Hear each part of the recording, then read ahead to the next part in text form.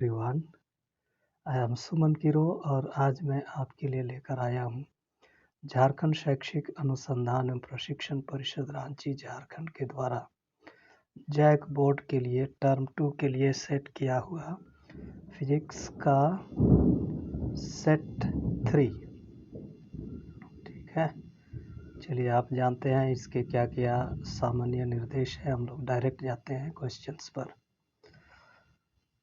Section A का पहला सवाल है, The gravitational force between two bodies is 1 Newton. If the distance between them is doubled, what will be the force between them? तो हमारे पास दिया हुआ है F इक्वल टू 1 न्यूटन है। तो जब इसका डिस्टेंस को डबल किया जाएगा तो जो नया फोर्स होगा वो क्या होगा। तो आप जानते हैं F equal to G m1m2 by R square. तो जब R इक्वल टू 2R होगा तो नया फोर्स होगा F dash equal to G m1m2 by 2R square equal to G m1m2 by 4R square. G m1m2 by R square है F, तो ये हो जाएगा 1 बाय 4F। तो F का वैल्यू दिया हुआ है 1, तो ये हो जाएगा 1 by 4 into 1 equal to 1 by 4 is equal to 0.25 Newton.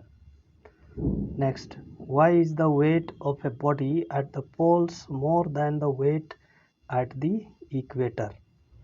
Okay, इसका आंसर है it is because acceleration due to gravity at poles is greater than the acceleration due to gravity at the equator. अर्थात G poles is greater than G equator. और आप जानते हैं weight equal to M into G होता है। तो equator में जी का वैल्यू अधिक, पोल में जी का वैल्यू अधिक होता है, इसलिए पोल में ही किसी बॉडी का वेट अधिक होता है। Next, what we measure using a spring balance. तो बहुत आसान सा क्वेश्चन है। We measure the weight of a body by a spring balance. अगला है right the dimensions of coefficient of viscosity.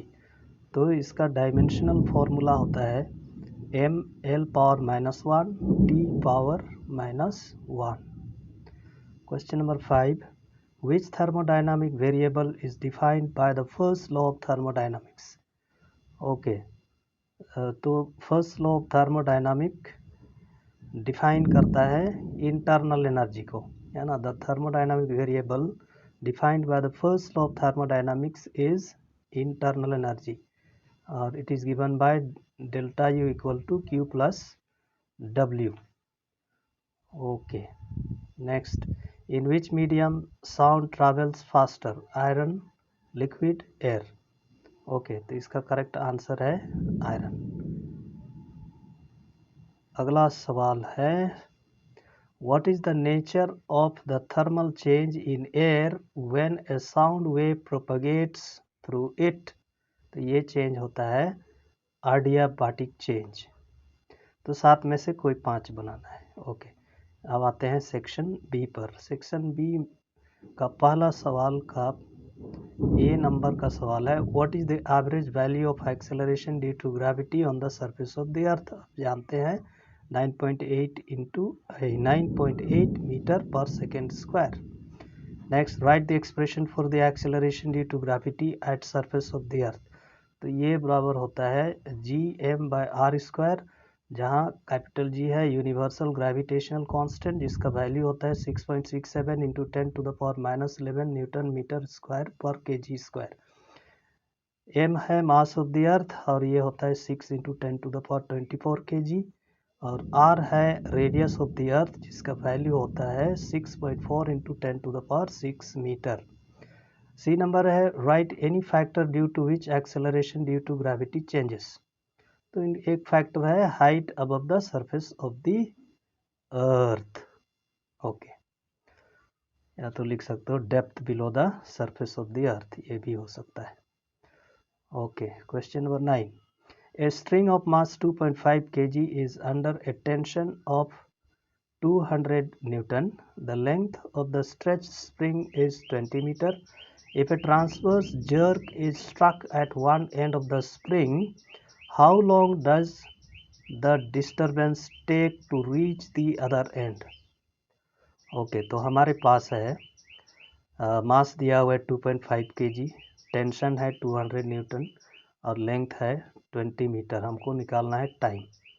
तो सबसे पहले हम निकालेंगे मास पर यूनिट लेंथ। मास पर यूनिट लेंथ जिसको म्यू से डिनोट करते हैं, mu equal to m/l equal to 2.5/20। इसको सॉल्व करेंगे तो आएगा 0.125 किलोग्राम पर मीटर। अब ये वेलोसिटी बराबर होता है ओके टेंशन बाय मास पर यूनिट लेंथ। तो ये हो गया 200 बाय 0.125। ओके, तो दशमलव हटा देंगे और सॉल्व करेंगे तो ये आ जाएगा स्क्वायर रूट ऑफ 1600। तो v इक्वल टू 40 मीटर पर सेकेंड। तो हमको तो निकालना है t, तो t इक्वल टू हो जाएगा डिस्टेंस बाय वेलोसिटी। तो डिस्टेंस तो है जो लेंथ है वो है, तो l/v 20/40 equal to 0.5 second. Okay, सवाल है a body of mass m suspended from a spring execute simple harmonic motion. Prove that total energy remains conserve during its motion. Okay, तो हम जानते हैं kinetic energy equal to half mv²। Okay, in SHM v बराबर होता है omega into square root of a² minus y²। तो दोनों v² बराबर हो जाएगा ओमेगा² इंटू a² माइनस y²। अब यहाँ v² के जगह में रख देंगे इसको, तो मिलेगा kinetic energy equal to half m ओमेगा² a² माइनस y²। अब m ओमेगा² इक्वल टू होता है k, और इसीलिए के ई बराबर हो जाएगा half k into a² minus y²। Okay, अब potential energy at any instant ये बराबर होता है half m omega y²। m omega equal to k, इसलिए पी ई बराबर हो जाएगा हाफ k y²। अब टोटल एनर्जी बराबर हो जाएगा kinetic energy plus potential energy. तो यह हो जाएगा half k a² minus y² plus half k y²। Half k को कॉमन ले लेंगे तो इधर आ जाएगा a² minus y² plus y²। Minus y² और प्लस y² कैंसिल हो गया। अब इसीलिए टोटल एनर्जी बराबर हो गया हाफ k a²। तो ये सिद्ध हो गया। Okay, next question number 11। Antiseptics have low surface tension why. Okay, तो antiseptics have low surface tension so that it may spread over the wound easily, ताकि ये घाव में अच्छी तरह से फैल सके। Okay, question number B. What will be the effect of increasing temperature on angle of contact surface tension. तो इसका आंसर हो जाएगा the angle of contact will increase, surface tension will decrease. Okay, question number 12। State first law of thermodynamics. On its basis, establish the relation between two molar specific heat of a gas. Okay, the first law of thermodynamics कहता है if heat is given to a system, then the amount of heat absorbed is equal to the sum of increase in internal energy and work done by the system. Okay, that is dq equal to du plus dw। अब इसी को आधार मानते हुए हमको Mayer's relation derive करना है। Okay, so from the first law of thermodynamics dq is equal to du plus dw। अब dw बराबर pdv होता है, तो इसलिए dq बराबर du प्लस pdv। अब स्पेसिफिक हीट कैपेसिटी दो प्रकार का होता है, एट कांस्टेंट वॉल्यूम और एट कांस्टेंट प्रेशर। तो specific heat capacity at constant volume is given by Cv equal to dq by dt at constant भी।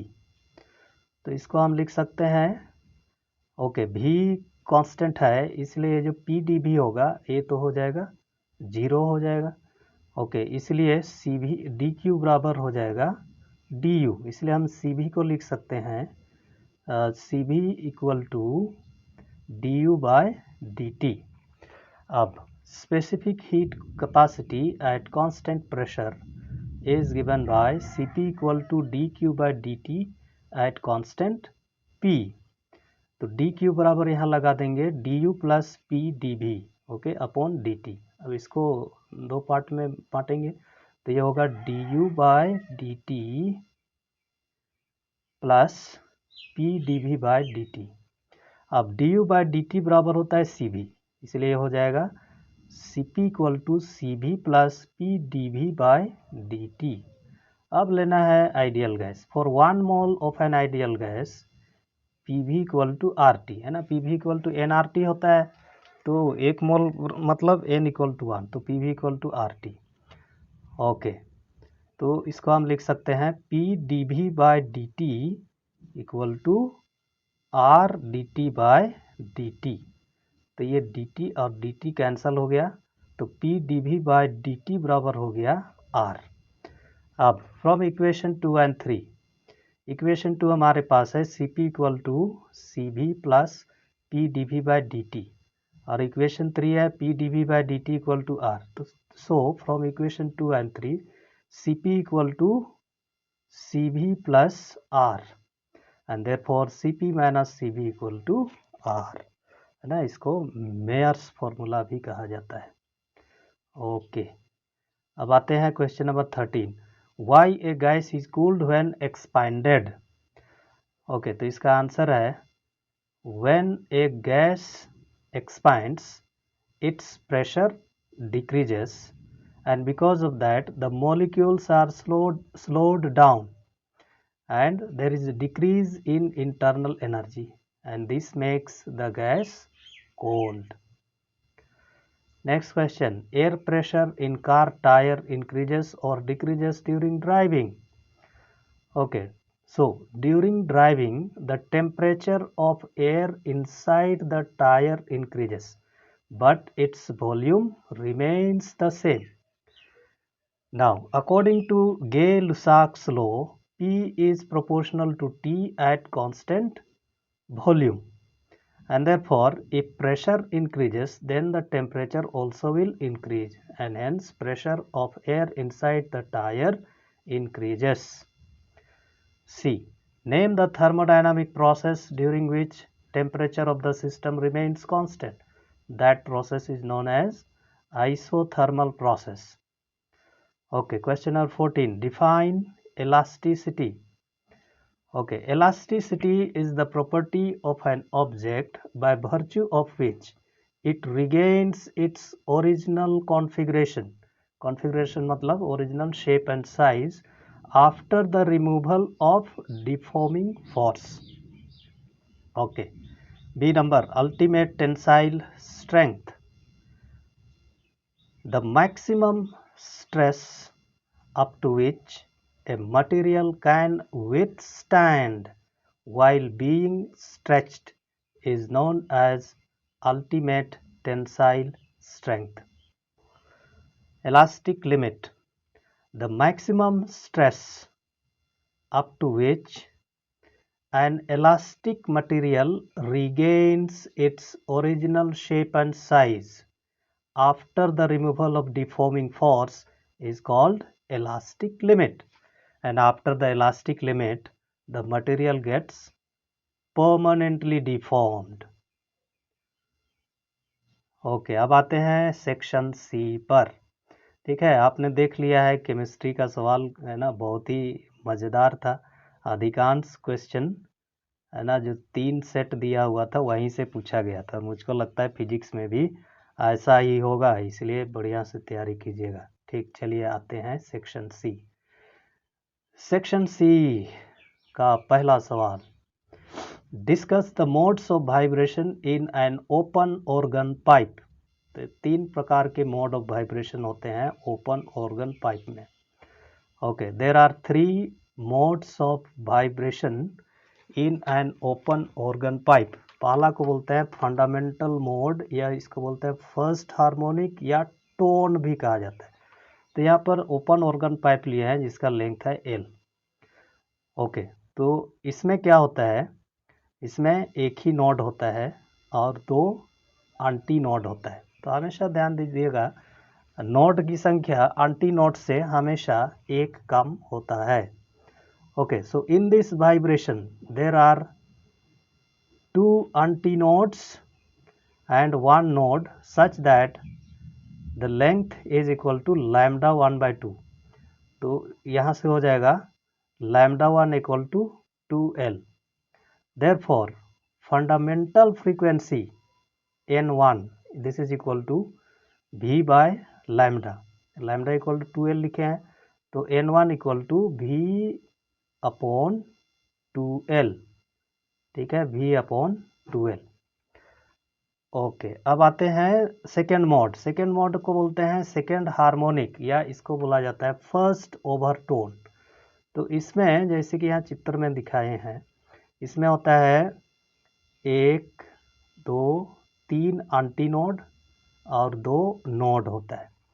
सो it consists of 3 antinodes and 2 nodes such that L is equal to lambda 2।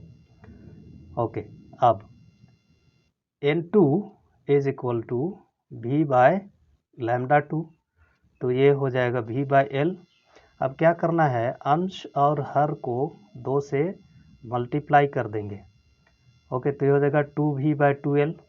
तो इसको हम लिख सकते हैं 2 into V by 2L। V by 2L equal होता है N1, इसलिए N2 इक्वल टू 2N1। अब तीसरा मोड को बोलते हैं थर्ड हार्मोनिक और सेकेंड ओवरटोन। तो इसमें होता है 1 2 3 4 एंटीनोड और 1 2 3 नोड होता है। Okay, it consists of 4 antinodes and 3 nodes such that L is equal to 3 lambda 3 by 2। तो यहाँ से हम लिख सकते हैं lambda 3 equal to 2L by 3। अब N3 बराबर V बाय लैम्डा 3 हो जाएगा। This is equal to V by 2L by 3। तो हो जाएगा N3 equal to 3V bye 2L। तो इसको हम लिख सकते हैं N3 equal to 3N1। Okay, so from equations 1 2 and 3 N1 is to N2 is to N3 is equal to 1 is to 2 is to 3. So this shows that in open organ pipe both even and odd harmonics are present. Okay. Question number B. Why an open organ pipe is more melodious than a closed organ pipe? Explain. Okay. So in open organ pipe all harmonics, that is N1, 2N1, 3N1 are present, but in a closed organ pipe only odd harmonics, that is N1, 3N1, 5N1 etc. are present. And for a given length of pipe the fundamental frequency of open organ pipe is twice the fundamental frequency of closed organ pipe. That is, okay, fundamental frequency of closed organ pipe is equal to V by 4L. Then fundamental frequency of open organ pipe will be equal to V by 4L into 2, that is V by 2L. Okay, so if we take the ratio of NC by N naught by NC, then we get this will be equal to 2. So N naught is equal to 2NC, and hence an open organ pipe is more melodious than a closed organ pipe. Okay, अब आते हैं question number 16 का। A number है define terminal velocity. Okay, The maximum constant velocity acquired by a body while falling in a viscous medium is known as terminal velocity. Okay, B number है derive an expression for the terminal velocity. Okay तो इसको हमको derive करना है। तो यहाँ पर हम कोई विस्कस मीडियम लेते हैं, इसमें एक स्फेरिकल ऑब्जेक्ट ना, स्फेरिकल ऑब्जेक्ट को रख दिया गया है और इस स्फेरिकल ऑब्जेक्ट का रेडियस है r और सेंटर है O। एफ बी है बोयंस फोर्स। ओके और एफ जी है gravitational force. Okay F G है ग्रेविटेशनल फोर्स और एफ डी है ड्रैगिंग फोर्स। तीन प्रकार के फोर्स इसमें कार्यरत हैं। Okay let R equal to radius of a spherical body, rho equal to density of material of a body, sigma equal to the density of fluid and eta, इसको पढ़ते हैं ईटा, M जैसे दिखता है ईटा, वो है coefficient of viscosity. Okay now when a body false through a viscous medium, the different forces acting on the body are: number 1, the gravitational force, that is equal to weight of the body, and that is equal to mg. Now this mass of this spherical body will be equal to volume into density, and volume will be equal to 4 by 3 pi r cube.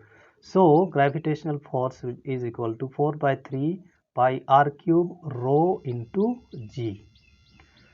Now the buoyance force, this is equal to the upward thrust, which is equal to the weight of displaced liquid, and this is equal to 4 by 3 pi r square rho into g. Now the third force is the drag force. Drag force is equal to viscous force in a direction opposite to the direction of motion of the body, and this is equal to by Stokes law, this is equal to sigma pi r eta into v. Now therefore the net downward force acting on the body will be equal to gravitational force minus sum of buoyance force plus this drag force. Okay, and since the net force on the body is equal to 0, so we can take 0 equal to fg minus fb plus fd. From here fg equal to fb plus fd और fd equal to fg minus fb, अब घटा देना है 4 by 3 pi R cube rho G minus 4 by 3 pi R square sigma G. अब इसमें जो common है इसको कॉमन ले लेंगे, तो ये हो जाएगा 4 by 3 pi R cube okay rho minus sigma into G. अब एफ डी बराबर है 6 पाई आर ईटा भी, तो इसको इक्वेट कर देंगे 6 pi R eta V equal to 4 by 3 pi R cube into rho minus sigma G. Okay तो ये हो जाएगा तो यहाँ से ये भी बराबर हो जाएगा भी बराबर होगा 4 by 3 pi R cube rho minus sigma G divided by 6 pi R into eta. Okay तो pi pi cancel, R cube और इधर का एक आर कटा, ऊपर में आर स्क्वायर बाकी है, फिर 2 दूना 4 2 तिया 6, तो आ गया V equal to 2 by 9 R square sigma rho minus sigma into G by N. This is the required expression. Okay अब आते हैं question number 17। Define escape velocity. Define escape velocity. Escape velocity क्या होता है? Okay the minimum velocity required to throw a body vertically upward from the surface of the earth so that it goes beyond the gravitational pull of the earth and never returns on its own is known as escape velocity. तो वह न्यूनतम velocity जिससे किसी वस्तु को vertically upward फेंकना पड़ेगा, जिससे कि वो पृथ्वी के ग्रेविटेशनल पुल से बाहर चला जाए और खुद से, है ना, पृथ्वी पर कभी वापस न लौट सके, तो उस वेलोसिटी को बोलते हैं एस्केप वेलोसिटी। अब अगला हमको डिराइव करना है, derive an expression for the escape velocity. Okay, तो यहाँ पर हम लिए हैं m equal to mass of the earth, है ना, ये अर्थ है, ये है m है mass of the earth, r है radius of the earth, o है सेंटर ऑफ द अर्थ, और ये जो m है ये है mass of the projected body at a distance x from the centre of the earth. Okay, the gravitational force acting on m, है ना, body of mass m is given by F equal to G capital M into small m by x square. Okay, Newton's law of gravitation. Now let the body be displaced through a small distance dx, ठीक है, this small distance dx, then the work done against gravitational pull of the earth will be dw equal to vector f dot vector dx, that is equal to f dx cos 180 degree, and that is equal to minus f dx. Therefore dw equal to minus gmm by x square dx. अब total force के लिए integrate कर देंगे, total force total work equal to integral of dw equal to integration within limits r to infinity minus gmm by x square. Okay, integration of dw equal to w, तो ये बराबर हो जाएगा, अब gmm ये तो constant है, इसको बाहर निकाल देंगे, तो ये हो गया w equal to minus gmm integration within limits r to infinity 1 by X square. 1 by X square का हम लिख सकते हैं x पावर माइनस 2। ओके, तो ये हो गया minus gmm integration within limits r to infinity x power minus 2 dx। Okay, आप जानते हैं integration formula a power x power n into D X equal to X power n plus 1 by n plus 1 होता है, तो उसी formula को यहाँ लगा दिए, तो हो गया minus gmm into x power minus 2 plus 1 by minus 2 plus 1। Okay, upper limit lower limit, अब ये बराबर हो जाएगा minus gmm into x power minus 1 by minus 1। Okay, upper limit lower limit, तो x inverse divided by minus 1 को solve करेंगे तो ये हो जाएगा माइनस 1 बाई एक्स, तो इसीलिए ये हो गया माइनस इंटू माइनस प्लस हो जाएगा, और इसीलिए ये होगा gmm into 1 by X upper limit lower limit. अब लिमिट अप्लाई करेंगे तो ये होगा gmm 1 by infinity minus 1 by R, 1 by infinity equal to 0, therefore w equal to minus gmm by r. Now this work done is equal to gravitational potential energy, that is gpe equal to minus gmm by r. अब let ve be the escape velocity of the body of mass m from the surface of the earth. Okay, now kinetic energy equal to half mve square. Okay, velocity में यहाँ escape velocity लेंगे, तो change in kinetic energy ये बराबर होगा final kinetic energy minus initial kinetic energy. अब at infinity velocity तो zero होगा, इसलिए ये फाइनल काइनेटिक एनर्जी होगा half m zero square minus half m ve square, ये होगा minus half m ve square. अब according to work energy theorem, work energy theorem बोलता है work done is equal to change in kinetic energy, तो work done is equal to gravitational potential energy, और उसको हमने लिखा है माइनस gmm बाई आर, तो इसी को हम यहाँ पर लिख देंगे minus gmm by R equal to minus 1 by 2 mve square, तो दोनों तरफ माइनस है, इसको हमने प्लस कर दिया, तो यहाँ से भी ई स्क्वायर बराबर हो गया 2gmm/rm, तो स्मॉल एम कैंसिल हो गया, तो VE बराबर हो गया स्क्वायर रूट ऑफ 2gm/r। अब यहाँ पर और हमको एक विशेष ध्यान देना है कि acceleration due to gravity on the surface of the earth ये बराबर होता है gm/r², इसलिए हम लिख सकते हैं V equal to square root of 2gr। अब क्या करना है, हम इस इक्वेशन में स्मॉल g और r का वैल्यू लगा देंगे, तो VE बराबर हो जाएगा square root of 2.98 into 6.4 into 10⁶, तो इसको हम सॉल्व कर देंगे तो आ जाएगा 11.2 किलोमीटर पर सेकेंड। तो इसके velocity okay from the surface of the earth is equal to 11.2 kilometre per second. Okay, question number 18 में आ जाते हैं अब। Derive an expression for acceleration of an object describing simple harmonic motion. Okay, the displacement of a particle in SHM at any time t is given by y equal to a sin omega t। Okay, अब हम जानते हैं v equal to dy by D T, तो y के जगह में इसको लगा देंगे, तो differentiation with respect to time of a sin omega t, तो ये बराबर हो जाएगा, इसको डिफरेंशिएट करेंगे तो हो जाएगा a cos omega T into omega, तो इसको हम लिख सकते हैं a omega cos omega T. अब a इक्वल टू होता है dv बाई डी टी।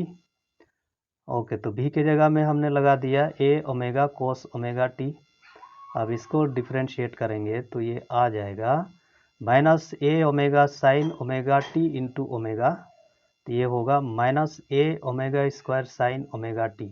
अब a साइन ओमेगा टी बराबर डिस्प्लेसमेंट होता है, y होता है, इसलिए a बराबर हो गया minus omega square y। Okay, इसी का बी नंबर है, hence state force law of simple harmonic motion. Okay, तो इसको हम बोल सकते हैं when A particle moves such that its force is always directed towards the mean position and this force is directly proportional to the displacement, then a particle is said to be in simple harmonic motion। Okay, तो अभी हमने देखा कि simple harmonic motion में acceleration बराबर होता है minus omega square Y. अब फोर्स बराबर होता है मास इंटू एक्सेलरेशन, तो ये हो जाएगा minus M omega square Y. M omega square equal to K होता है, तो F equal to minus K Y, इसलिए हम कह सकते हैं force is directly proportional to displacement, अर्थात एफ प्रोपोर्शनल टू वाई। अब आते हैं क्वेश्चन नंबर 19, अंतिम सवाल। Define temperature. टेम्परेचर क्या होता है, कौन नहीं जानता है टेम्परेचर क्या होता है। ओके, फिर भी लिखना तो है। Temperature of a substance is a physical quantity which measures the degree of hotness or coldness of the substance। Okay, अब question number B, state zeroth law of thermodynamics. Okay, zeroth law of thermodynamics एक logic है, इसको Aristotelian logic बोलते हैं, है ना, कि यदि A बराबर B है और B बराबर C है तो A बराबर C होगा। ओके, इसी को यहाँ पर अप्लाई किया गया है, इसी लॉजिक को। So it states that if A system A is in thermal equilibrium with A system C and if B is also in thermal equilibrium with system C, then A and B are in thermal equilibrium with each other। That is, इसी को यहाँ explain करने की कोशिश की है। If A is in equilibrium with C and B also is in equilibrium with C, then according to zeroth law, A and B are also in thermal equilibrium। Okay, question number C, write any one statement of second law of thermodynamics। Okay, second law of thermodynamics में कई सारा statement में है, उसमें से कोई एक को लिख देना। तो मैंने यहाँ पर इसको लिखा है कि it is impossible to convert heat completely into equivalent work without producing changes elsewhere। Okay, तो हीट को completely वर्क में कन्वर्ट नहीं किया जाता है अन्यत्र बिना परिवर्तन किए हुए, और इसीलिए किसी भी इंजन का, हीट इंजन का एफिशिएंसी 100% नहीं होता है। ओके, तो ठीक है, इसी के साथ हमारा ये सेट 3 कंप्लीट हो जाता है। उम्मीद है कि इससे आपको हेल्प मिला। अगर आपको हेल्प मिला तो इसे लाइक कीजिएगा और अपने दोस्तों को भी शेयर कीजिएगा। ठीक है, आपके परीक्षाओं के लिए ढेर सारी शुभकामनाएं। बाय।